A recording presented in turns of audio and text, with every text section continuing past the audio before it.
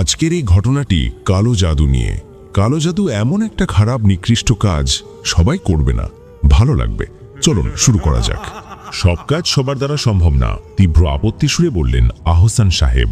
আহসান সাহেব তপুর বড় চাচা, রাজশাহী শহরের একজন শিক্ষিত সম্ভ্রান্ত ব্যক্তি। রাজশাহী কলেজের ইংরেজি বিভাগের অধ্যাপক।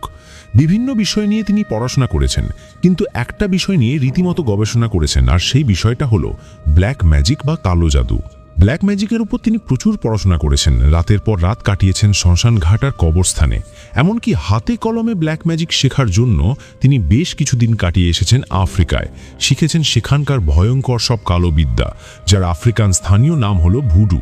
তপু আহসান সাহেবের বন্ধুর ছেলে, রাজশাহী কলেজের ইন্টারমিডিয়েটের দ্বিতীয় বর্ষের ছাত্র। প্রচণ্ড ভালোবাসেন তিনি তপুকে। তপুর প্রত্যেকটা আবদার তিনি পূরণ করেন, কোনো কিছুতেই না করেন না।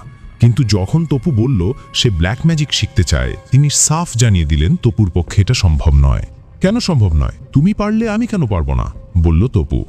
দেখ তপু, ব্ল্যাক ম্যাজিক ছেলে খেলা না, পদে পদে এখানে বিপদের আশঙ্কা থাকে।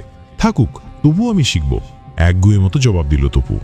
আমি তোকে শিখাবো না, বড় চাচাও কম যান না। চাচা প্লিজ, আমি ঠিক পারবো, দেখো কোনো বিপদ হবে না। তপু, তোকে আমি খুব ভালোভাবে চিনি, তোর দ্বারা এসব সম্ভব না। প্রচণ্ড সাহস লাগে এতে। সাহস না থাকলে ব্ল্যাক ম্যাজিকের প্রথম স্তরটাই পার হওয়া যায় না। কিন্তু আমি পারবো, সাহস আমিও কম রাখি না, তীব্র জেদের সাথে উত্তর দিল তপু।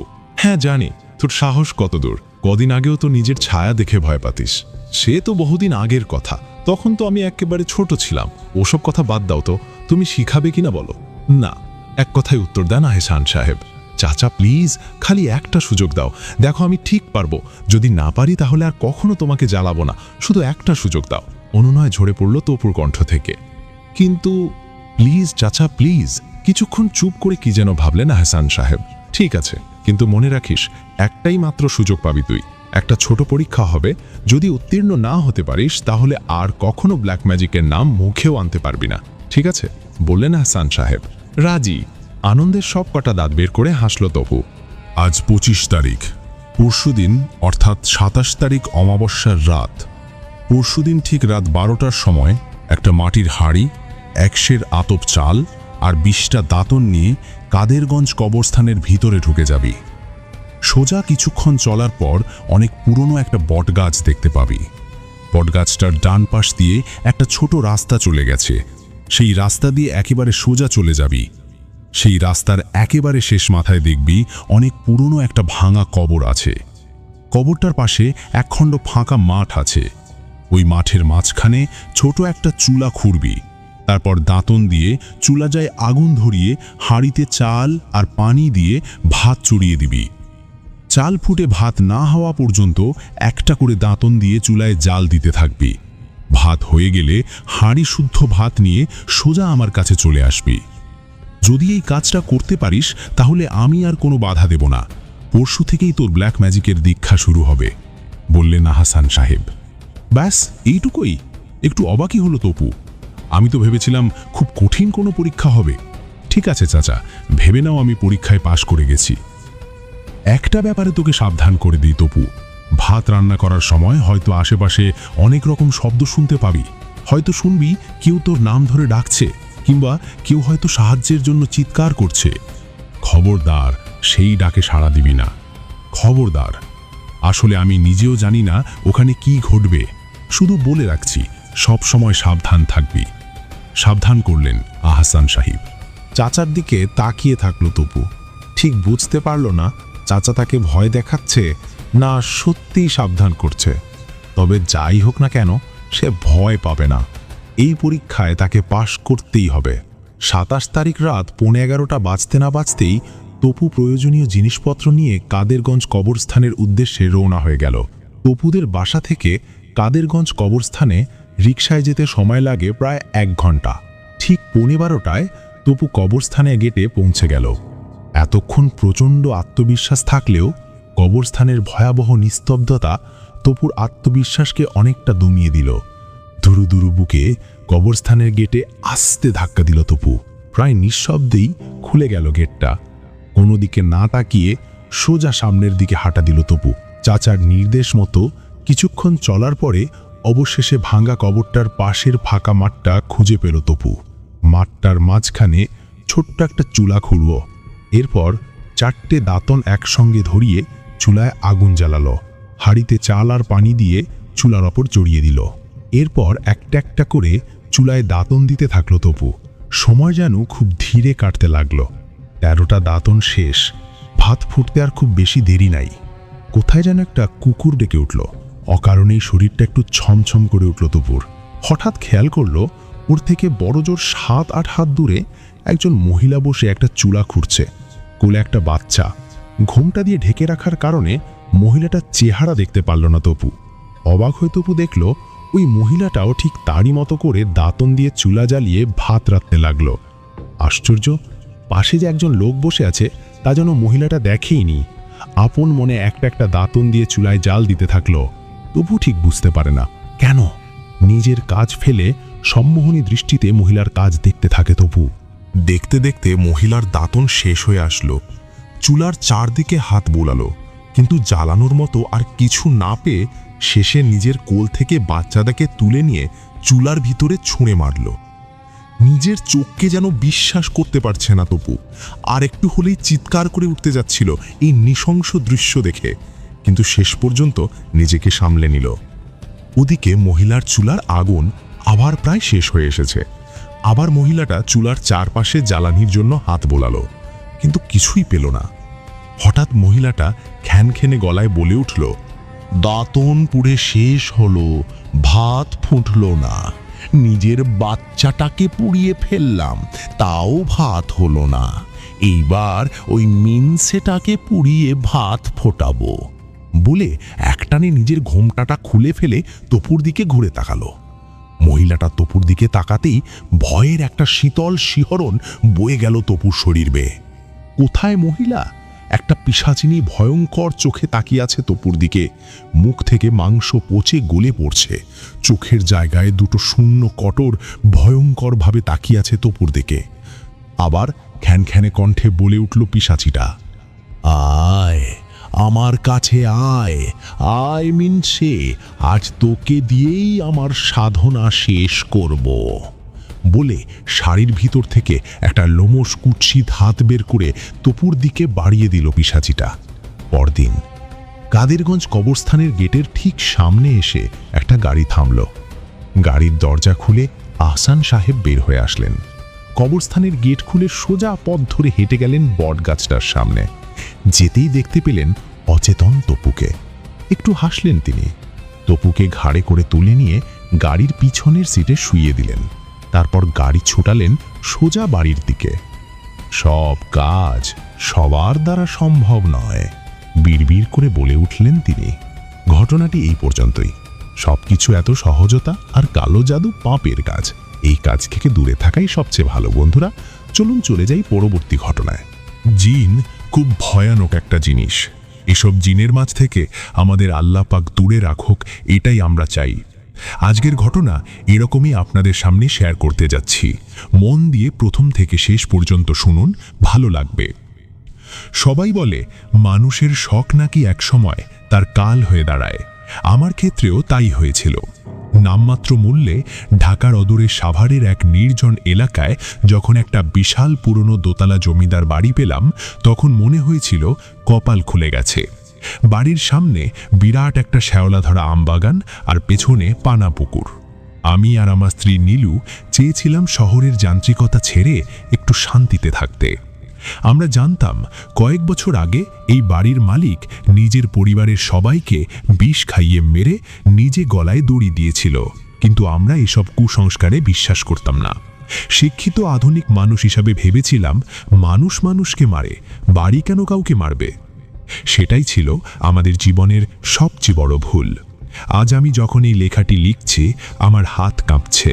সেই বাড়িতে কাটানো সেই অভিশপ্ত 28 দিন আমার জীবনের সব শান্তি কেড়ে নিয়েছে।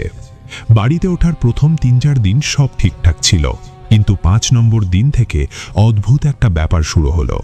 প্রতিদিন ঠিক রাত 3:15 আমার ঘুম ভেঙে যায়। কোনো অ্যালার্ম নেই, কোনো শব্দ নেই, অথচ ঠিক 3:15 বাজলেই আমার মনে হতো কেউ আমার কানের কাছে দাঁড়িয়ে খুব জোরে তপ্ত নিঃশ্বাস ফেলছে। প্রথম কয়েকদিন ভাবলাম মনের ভুল, কিন্তু একদিন লক্ষ্য করলাম আমি অজান্তেই বিছানা থেকে উঠে দোতলার সেই ঘরটার সামনে গিয়ে দাঁড়িয়ে আছি যেখানে সেই মর্মান্তিক খুনগুলো হয়েছিল। ঘরের ভেতর থেকে একটা ভ্যাপসা পচা গন্ধ আসতো, ঠিক যেন অনেক দিনের পচা মাংসের দুর্গন্ধ। আমি দরজাটা ভেতর থেকে তালা দিয়ে দিতাম, কিন্তু অদ্ভুত ব্যাপার হলো প্রতিদিন সকালে উঠে দেখতাম দরজাটা অল্প ফাঁক হয়ে আছে, যেন ভেতর থেকে কেউ আমাদের ডাকছে। নীলু খুব সাহসী মেয়ে, কিন্তু 10ম দিনে ও পুরোপুরি ভেঙে পড়ল। সেদিন ছিল শনিবার, বাইরে প্রচণ্ড বৃষ্টি আর মেঘের গর্জন। নীলু রান্নাঘরে রাতের খাবার তৈরি করছিল। হঠাৎ ওর প্রচণ্ড আর্তনাদ শুনে আমি দৌড়ে গেলাম। গিয়ে যা দেখলাম তা বিশ্বাস করা সাধারণ মানুষের পক্ষে অসম্ভব। পুরো রান্নাঘরের মেঝেতে ঠিক ঠিক করছে জ্যান্ত কই মাছ, কিন্তু প্রতিটা মাছের মাথা নেই, শুধু মুন্ডহীন শরীরগুলো লাফাচ্ছে। আর সবচেয়ে অদ্ভুত ব্যাপার হলো আমাদের বাড়ির পাশের পুকুরটা তখন একদম শুকনো ছিল। নীলু কাঁপতে কাঁপতে বলল, আমি যখন কড়াইয়ে তেল দিচ্ছিলাম তখন মনে হলো পেছন থেকে কেউ আমার ঘাড়ে বরফ শীতল হাত রাখলো। তাকিয়ে দেখি কেউ নেই, শুধু এই মাছগুলো মেঝেতে পড়ে আছে। সেই রাতেই আমরা আরও একটা অদ্ভুত জিনিস দেখলাম। রান্নাঘরের সাদা দেয়াল দিয়ে চুইয়ে চুইয়ে কালো রঙের আঠালো একটা তরল পড়ছে। আমি হাত দিয়ে সেটা মুছলাম, কিন্তু সেই গন্ধে আমার বমি আসার জোগাড় হলো। ওটা আলকাতরা ছিল না, ওটা ছিল গাঢ় রক্ত আর পচা কাদার এক মিশ্রণ। ওটা মুছলে কয়েক মিনিট পর আবার ফিরে আসতো। আমার মনে হচ্ছিল এই বাড়ির ইট পাথরগুলো যেন জীবন্ত হয়ে উঠছে এবং আমাদের গিলে খেতে চাইছে। আমাদের 5 বছরের মেয়ে রিমি ছিল আমাদের প্রাণ, কিন্তু এই বাড়িতে আসার পর সে একদম চুপচাপ হয়ে গেল। সে সারাদিন একা একা কথা বলতো। একদিন আমি বাগান থেকে ফেরার পথে দেখলাম রিমি আম গাছের নিচে বসে একটা মাটির পুতুলের সাথে কথা বলছে। আমি জিজ্ঞেস করলাম, মা, কার সাথে খেলছো? সে খুব স্বাভাবিকভাবে মুখ তুলে বলল, বাবা, ওই যে ছোট দিদিটা দাঁড়িয়ে আছে তার সাথে। দিদিটার গলার নিচে অনেক রক্ত। সে কথা বলতে পারে না, কিন্তু ইশারায় বলছে এই বাড়িটা নাকি ওদের। আমরা কেন এখানে এসেছি? আমি আশেপাশে তাকালাম, খাঁ খাঁ রোদ ছাড়া আর কিছুই নেই, কিন্তু রিমির চোখের মনিতে ভয় ছিল না, ছিল এক অদ্ভুত ঘোর। কয়েকদিন পর মাঝরাতে আমি রিমির ঘর থেকে খিলখিল করে হাসির শব্দ শুনলাম। উঁকি দিয়ে দেখি রিমি ওর ঘরের জানালার দিকে তাকিয়ে আছে। জানালার ওপাশে অন্ধকারের ভেতর আমি দুটো জলজলে লাল চোখ দেখতে পেলাম। ওটা কোনো মানুষের চোখ ছিল না, কোনো পশুরও না। ওটা ছিল এমন কিছু যা এই জগতের বাইরের। পরিস্থিতি হাতের বাইরে চলে যাওয়ায় আমি এলাকার মসজিদের ইমাম সাহেবকে ডাকলাম। তিনি এসেই বাড়িটা দেখে থমকে দাঁড়ালেন। বিড়বিড় করে বললেন, এই বাড়িতে কোনো সাধারণ জিন নেই, এখানে কোনো বিশাল পাপ হয়েছিল, যার অভিশাপ আজও বাতাসকে ভারী করে রেখেছে। তিনি যখন দোয়া পড়তে পড়তে দোতলার সেই ধরে ঢুকলেন, হঠাৎ চারদিকের জানালার পাল্লাগুলো নিজে থেকেই সজোরে বন্ধ হয়ে গেল। মনে হলো পুরো বাড়িটা ভূমিকম্পের মতো কাঁপছে। ফ্যানটা বন্ধ থাকা সত্ত্বেও বনবন করে ঘুরতে শুরু করল। বাতাসের ভেতর থেকে একটা গম্ভীর অমানবিক কণ্ঠস্বর গর্জে উঠল, এখান থেকে চলে যা, নতুবা তোদেরও একই দশা হবে। ইমাম সাহেব দোয়া পড়া বন্ধ করে কাঁপতে কাঁপতে বেরিয়ে এলেন। তার সাদা পাঞ্জাবিতে 5টি আঙ্গুলের কালো ছাপ পড়েছিল, যেন কেউ তাকে প্রচণ্ড জোরে চেপে ধরেছিল।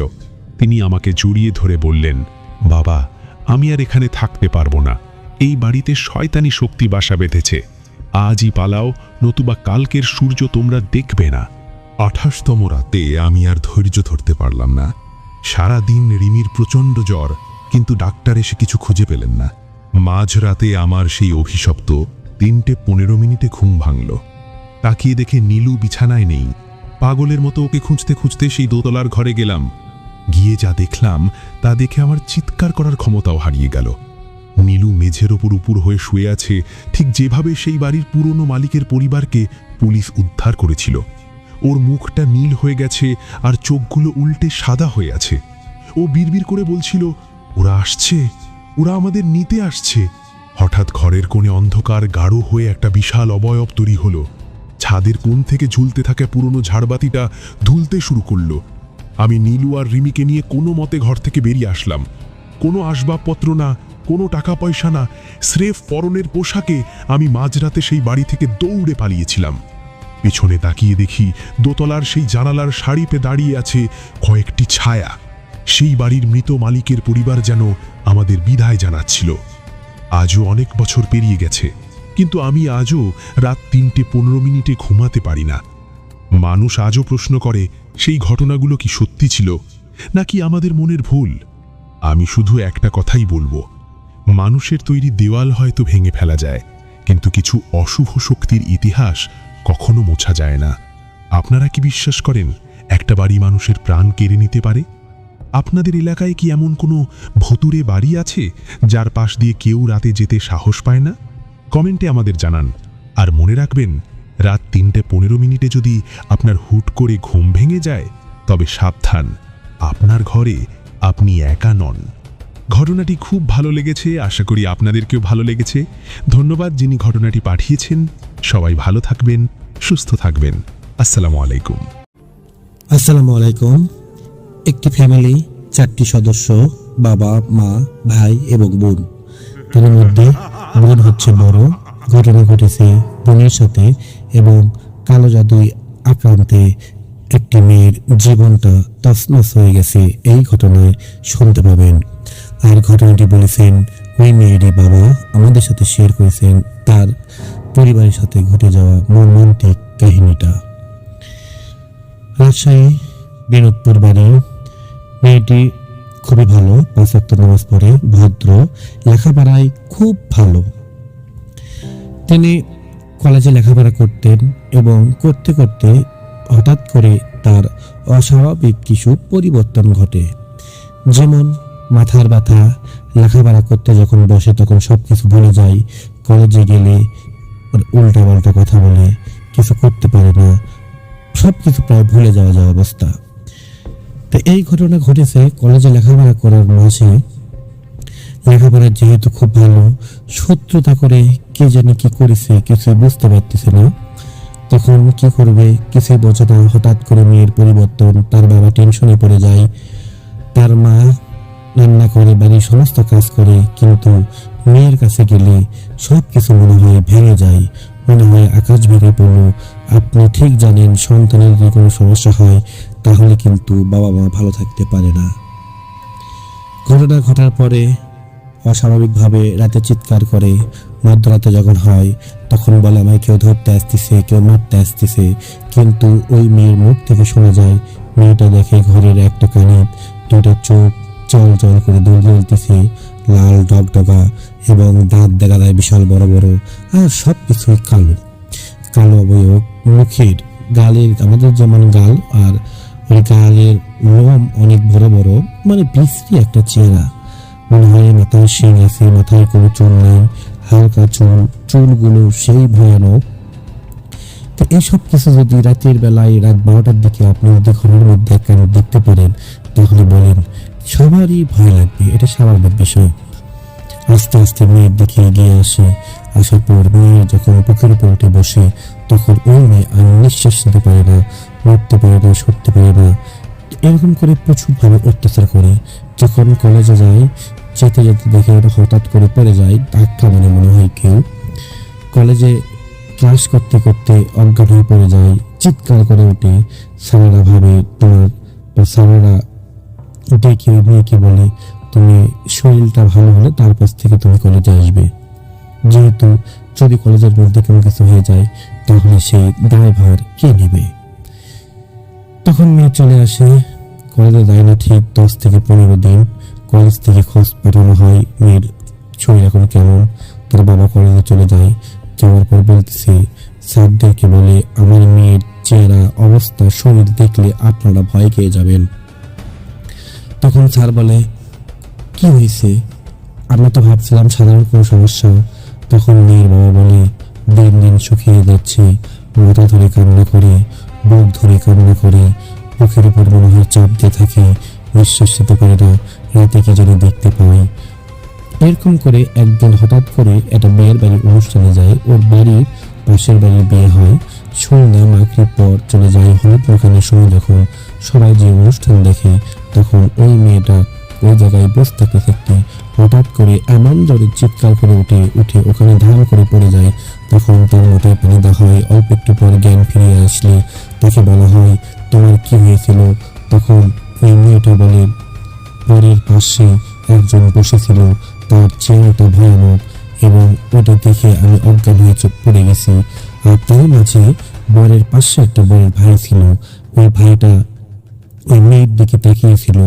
তাকিয়ে থাকতে থাকতে হঠাৎ করে ওই মানুষের চোখ দেখে লাল হয়ে গেল, চোখ তো সাদা, হঠাৎ করে চোখ লাল হয়ে গেল, বিকৃতি ভাবে হাসি দিতে শুরু করলো এবং আমার দিকে মনে হাত বাড়িয়ে দিল, মনে হয় ওখানে বসে আছে কিন্তু হাত চলে যাচ্ছে আমার গলাতে।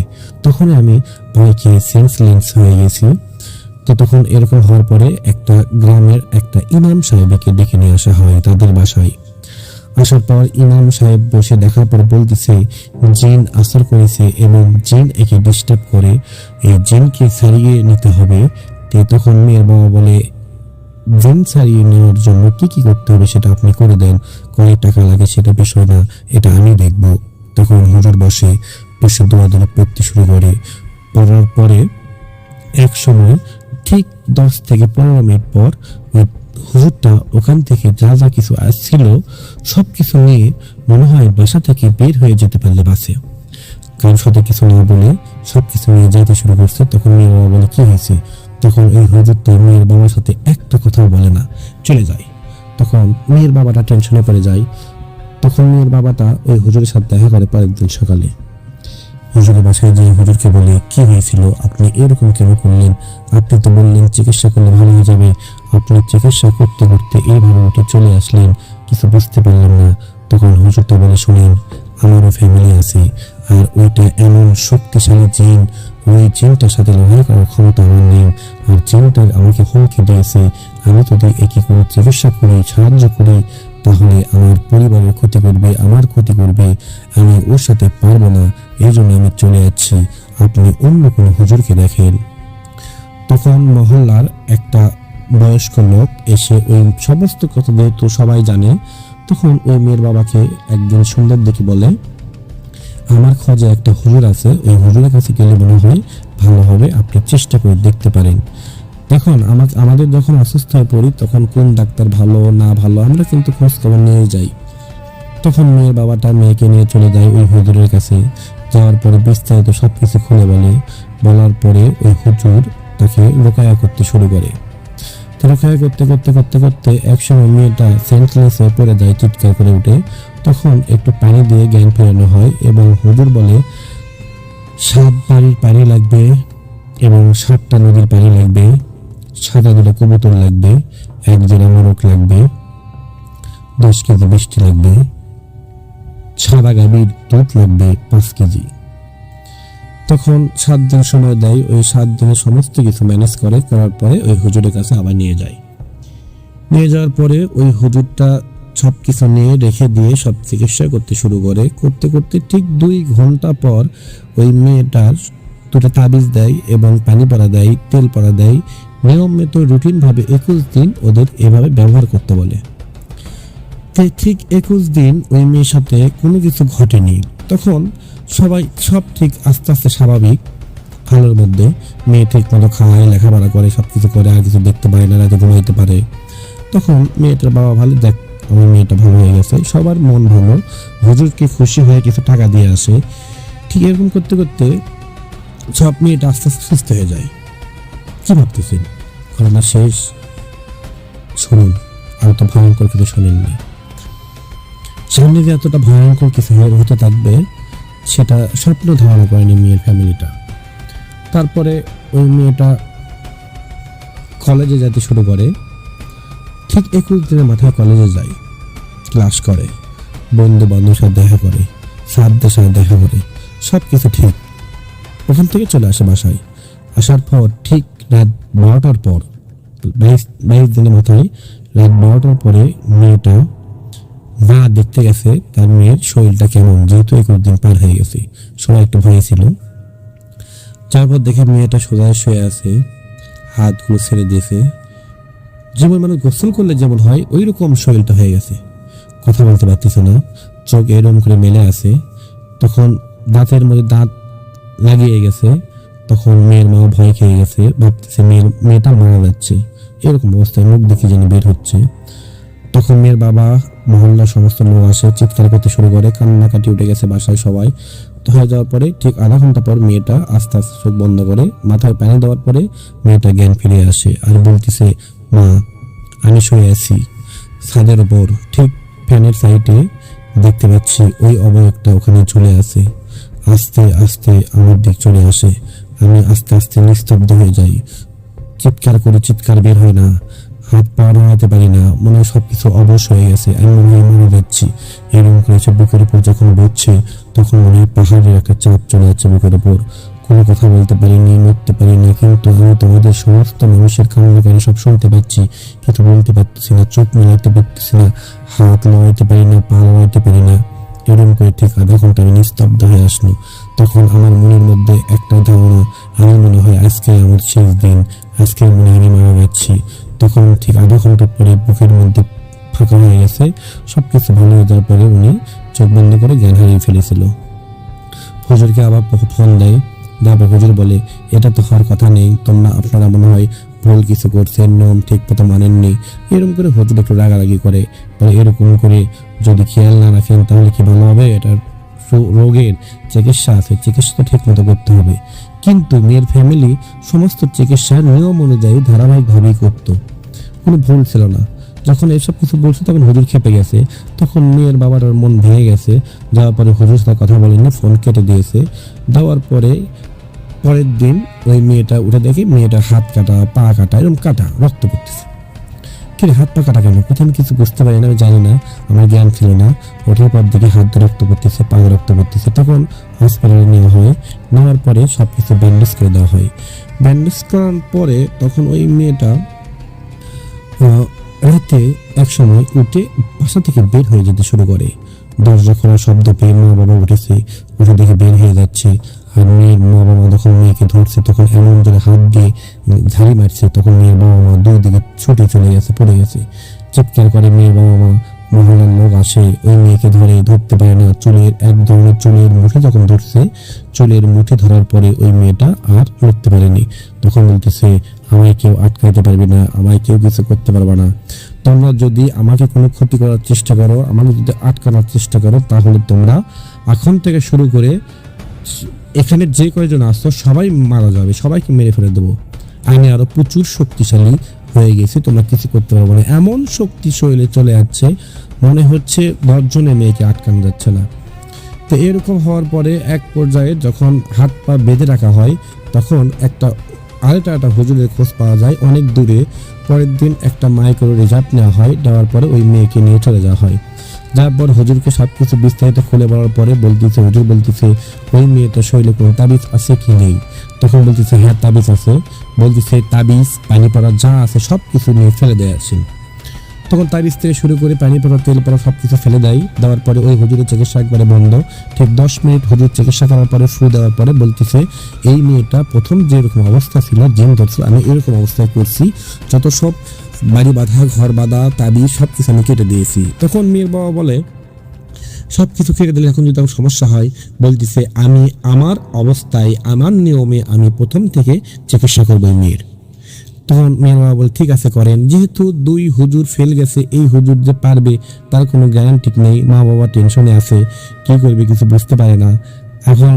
এখনো তো কোনো কিছু যে হবে, মানে ভালো হবে, সেটার কোনো গ্যারান্টি নেই। আর জিনও তো মিথ্যাবাদী, জিনও শয়তান, আবার ভালো জিনও আছে। হুজুর বস থেকে আধা ঘন্টা রোকেয়া করতে শুরু করে। আধা ঘন্টা পর ঠিক 30 মিনিট পর ওই মেয়েটার শরীর ঝাঁকি দিয়ে উঠে জিন হাজির হয়। তখন জিনকে বলা হয়, তোরা কয়জন? বলতেছে, আমরা 7 জন, 3 জন মেয়ে এবং 4 জন ছেলে। তখন হুজুর প্রশ্ন করে, তোরা হিন্দু না মুসলমান? বলতেছে, আমরা হিন্দু। এই মেয়েকে কতদিন থেকে ডিস্টার্ব করতেছিস? বলতেছে, এই মেয়েটার সাথে আমরা আছি 14 বছর ধরে। তো বলতেছে, আর সমস্যা দেখা দিচ্ছে কতদিন থেকে? বলতেছে, 7 মাস ধরে সমস্যা দেখা দিছে। মেয়ের বাবা মা বলে এই কথা। তখন জিনকে প্রশ্ন করা হয়, 14 বছর ধরে ছিলি, তো মেয়ের কি ক্ষতি করছিস?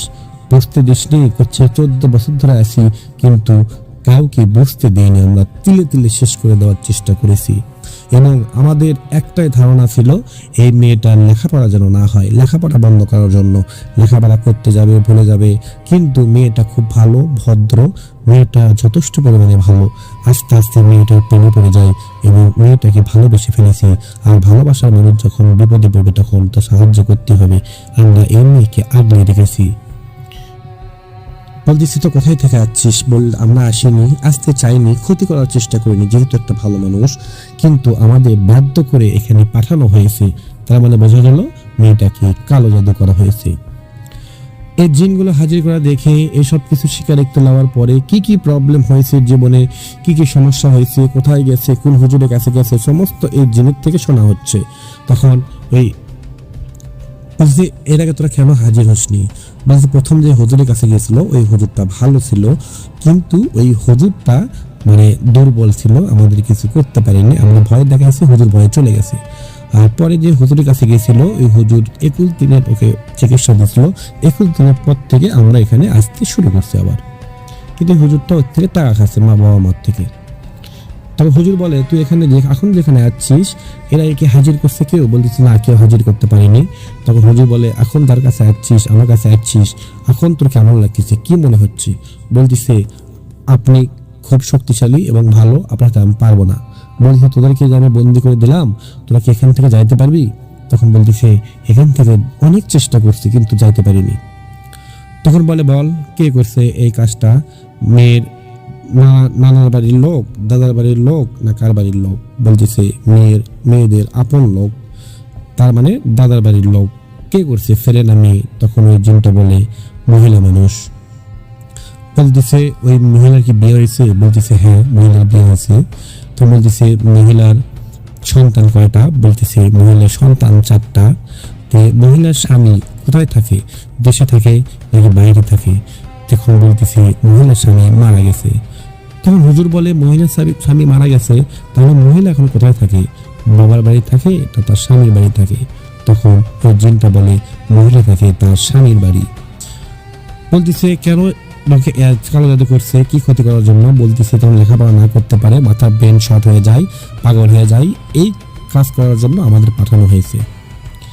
কি কি ক্ষতি করছিস? বলতেছে, মাথায় বান মেরেছি, বুকে বান মেরেছি, হাত পা কাটার চেষ্টা করেছি, তার পাগল বানানোর চেষ্টা করেছি, লেখাপড়া যেন করতে না বসে, মন না থাকে, সবকে যেন ভুলে যায়, সেটা করেছি। তখন হুজুর বলতেছে, তোরা এখন কি মুসলমান হবি? বলতেছে, না আমরা মুসলমান হব না। তখন এরকম যখন স্বীকারোক্তি দেয় তখন ওই মেয়েটার মা কান্নায় ভেসে যায়। তখন আল্লাহর কাছে দোয়া করে, আল্লাহ এর থেকে আমাদের মুক্তি দেন, আমাদের মুক্তি দেন। তখন হুজুরটা মেয়ের কান্না দেখে মনটা গলে গিয়েছে এবং হুজুর বলে, দেখেন কালো জাদু কত ভয়ঙ্কর জিনিস, একটা মেয়ের জীবনটা তছনছ করে দিচ্ছে। তখন হুজুর এক পর্যায়ে দোয়া দরুদ পড়ে সমস্ত জিনগুলোকে আগুন দিয়ে পুড়িয়ে শেষ করে দেয়। তখন ওই মেয়েটা ঠিক 30 মিনিট চিৎকার করতে থাকে, মনে হয় এমন ভাবে চিৎকার করতেছে, মানুষের শরীরে যখন আগুন লাগে তখন ছটফট করে, ওই ঘর মনে হয় উতাল পাতাল করে তুলবে, মাটিতে গোড় বাড়ে, মাটিতে এইদিকে ওই দিকে গড়াগড়ি শুরু করে এবং উপর দিকে উঠে লাফানো শুরু করে। তখন হুজুর বলতেছে, ওই কি করবে, করতে দেন, ওর শরীরে আগুন ধরে দিয়েছি। তখন আগুন দিয়ে পুড়তে পুড়তে ঠিক আধা ঘন্টা পর মেয়েটা মেঝেতে পড়ে যায় অজ্ঞান হয়ে। হাত মুখে পানি দেওয়া হয়, পানি দেওয়ার পরে বলতেছে জিনগুলো পুড়ে শেষ হয়ে গেছে, এখন আর ওই জিন এই মেয়েকে কোনো সমস্যা করতে পারবে না, কিন্তু ওই মেয়ের কিছু আমল দেব এবং কিছু চিকিৎসা দেব যেন ওই মেয়ের দেহে আর কোনো কালো জাদু না লাগে। তখন হুজুর চিকিৎসা করে, চিকিৎসা করার পরে ওই মেয়েটাকে ওখান থেকে নিয়ে আসা হয়। নিয়ে আসার পরে মেয়েটা আস্তে আস্তে সুস্থ হয়ে যায়, বাবা মার মুখে হাসি ফোটে এবং এই যে কষ্টগুলো সহ্য করেছে, কষ্টের কথা মনে পড়লে কান্না করে। আর তখন কষ্ট হয়, তখন মেয়ে বুঝতে পারে না, কিন্তু পরে বুঝতে পারে, শরীর ব্যথা হয়ে থাকে, বিভিন্ন সমস্যা হয়ে থাকে শরীরে। এরপর থেকে মেয়েটা এখন পর্যন্ত কোনো সমস্যা হয়নি, মেয়ের বিয়ে হয়ে গেছে, মেয়ের বাচ্চা আছে, মেয়েটা আগের সাথে এখন পুরোপুরি ভাবে সুস্থ, তার ফ্যামিলি ভালো আছে। কিন্তু কালো জাদু কে করেছে মেয়ের বাবা মা এখন সেটা বুঝতে পারেনি। তখন হুজুর বলছিল, এখন কারো যদি এই লোক করছে আপনারা চিনতেও পারেন, তাহলে তাও ওকে বলার কোনো প্রয়োজন নেই, যেহেতু এটা সবাই বিশ্বাস করে না, গন্ডগোল মারামারি চায় না, এটা মারামারি হোক, আপনার মেয়ে ভালো হলেই তো হলো। মেয়ে ভালো হয়ে গেছে, মেয়ের একটা বাচ্চা আছে, মেয়ে সংসারে বাবা বাসায় আছে, স্বামী বাসায় থাকে, এরকম করতে করতে জীবনটা পার করতেছে, আর কোনো প্রবলেম নেই। তখন মেয়ের বাবা এই গল্পটা আমাদের সাথে করতে করতে এক ধরনের চোখ দিয়ে পানি ঝরঝর করে পড়ে গেছে। কেননা তিনি একজন সন্তানের বাবা, আর সন্তান যখন মৃত্যুর মুখে যায় তখন বাবা মা ঠিক থাকতে পারে না। মেয়ের বাবা এখন খুব খুশি, বলতেছে আলহামদুলিল্লাহ। ওই হুজুরের জন্য এখনো দোয়া করে, হুজুর যেন ভালো থাকে। এই যে হুজুরের মাধ্যমে অনেক অসহায় এরকম নির্মম মানুষগুলো চিকিৎসা করে ভালো হচ্ছে। আমি হুজুরের জন্য সবসময় দোয়া করি, এবং এই কথাটা দীর্ঘ 4-5 বছর হয়ে যাওয়াতে আমি আপনাদের সাথে শেয়ার করলাম, আমাদেরকে বললো, আর আমরা অনুমতি নিয়ে এই ঘটনাটি আপনাদের সাথে শেয়ার করলাম। নাম সবকিছু বলতে মানা করছি, শুধু ঠিকানাটা বললাম, এটা বলতে বলছিল। আপনার ঘটনাটি কেমন লাগলো অবশ্যই আমাদের কমেন্ট করে জানাবেন, এবং যদি ভালো লাগে তাহলে লাইক করবেন, শেয়ার করবেন, এবং আমাদের পাশেই থাকবেন সব সময়। ধন্যবাদ সবাইকে। আসসালামু আলাইকুম।